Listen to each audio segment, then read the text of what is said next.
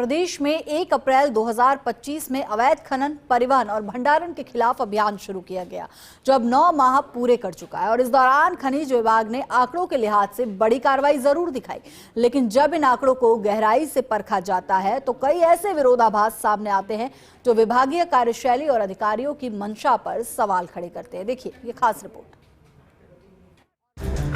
भजनलाल सरकार अवैध खनन को लेकर गंभीर है, जिसके निर्देश पर प्रशासन ने अवैध खनन, परिवहन और भंडारण के खिलाफ अप्रैल 2025 में अभियान चलाया, जिसे 9 महीने हो चुके हैं।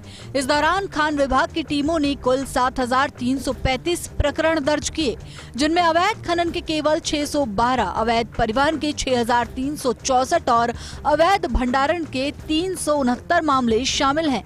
चौंकाने वाली बात यह है कि पूरे अभियान में अवैध खनन के मामले सबसे कम दर्ज किए गए, जबकि वास्तविक नुकसान और पर्यावरणीय क्षति का सबसे बड़ा कारण अवैध खनन ही होता है।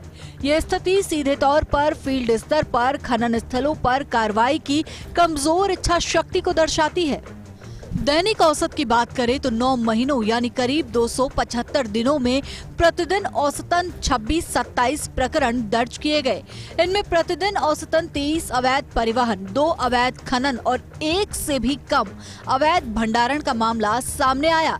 यह आंकड़ा खुद बयां करता है कि विभाग की कार्रवाई खदानों पर कम और सड़कों पर ज्यादा केंद्रित रही। अभियान के दौरान लगभग 1 करोड़ टन खनिज जब्त किया गया और 627 करोड़ रुपए से अधिक का जुर्माना आरोपित किया गया। लेकिन विडंबना यह है कि इतनी बड़ी पेनल्टी के मुकाबले रिकवरी मात्र 51 करोड़ रुपए के आसपास रही, यानी कुल लगाए गए जुर्माने का करीब 8% ही वसूल हो सका। यह अंतर दर्शाता है कि या तो जुर्माने कागजों तक सीमित हैं या फिर वसूली को लेकर विभाग पूरी तरह गंभीर नहीं है। कार्रवाई के दौरान 831 एफआईआर दर्ज की गई और 497 लोगों को गिरफ्तार किया गया। इसके अलावा 7,162 वाहन और मशीनें जब्त की गई, जिनमें truck, dumper, tractor, JCB, Poclain और अन्य भारी मशीनरी शामिल है। इसके बावजूद अवैध खनन की घटनाओं में अपेक्षित कमी नहीं दिखना अभियान की प्रभावशीलता पर प्रश्न चिन्ह लगाता है। क्षेत्रवार आंकड़े भी कई असहज सच्चाइयों को सामने लाते हैं। एसएमएस जयपुर में सर्वाधिक 1,429 मामले दर्ज किए गए, जो बताते हैं कि राजधानी से सटे इलाकों में अवैध गतिविधियां सबसे अधिक पकड़ी गई। अजमेर क्षेत्र में सर्वाधिक एफआईआर दर्ज हुई और सबसे ज्यादा गिरफ्तारियां भी यहीं हुई। वहीं भरतपुर क्षेत्र में सर्वाधिक 317 करोड़ रुपए का जुर्माना लगाया गया और सबसे अधिक 15 करोड़ रुपए से ज्यादा की वसूली भी यहीं दर्ज की गई, जो अन्य क्षेत्रों की तुलना में अपेक्षाकृत बेहतर प्रवर्तन को दर्शाता है। पूरे अभियान की सबसे बड़ी कमजोरी यही रही कि अवैध खनन के खिलाफ सीधे खदानों पर निर्णायक कार्रवाई अपेक्षाकृत कम हुई।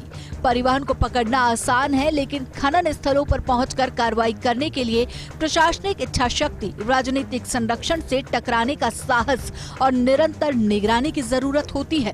मुख्यमंत्री भजनलाल शर्मा, जो स्वयं खान मंत्री भी हैं, के निर्देश पर शुरू हुए इस अभियान ने ये तो साबित कर दिया कि सरकार की मंशा सख्त है, लेकिन फील्ड स्तर पर उसे पूरी मजबूती से लागू करने में विभाग अब भी पीछे नजर आ रहा है। जब तक अवैध खनन पर सीधी चोट, तेज वसूली और दोषी अधिकारियों की जवाबदेही तय नहीं होगी, तब तक यह अभियान आंकड़ों में भले बड़ा दिखे, लेकिन जमीनी हकीकत में बदलने में नाकाम ही माना जाएगा।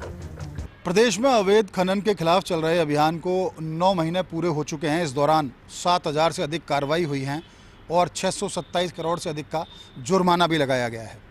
हालांकि जुर्माने की वसूली 50 करोड़ के आसपास रही है, यानी कि कागजी कार्रवाई तो हुई लेकिन वो अमल में नहीं आई। बेहतर होगा अवैध खनन के खिलाफ खान विभाग अन्य विभागों के साथ मिलकर एक ऐसी ठोस कार्रवाई करे जो अवैध खनन माफिया के खिलाफ एक नज़ीर साबित हो। कैमरा पर्सन साहिल के साथ Nirmal Tiwari, first India news, Jaipur.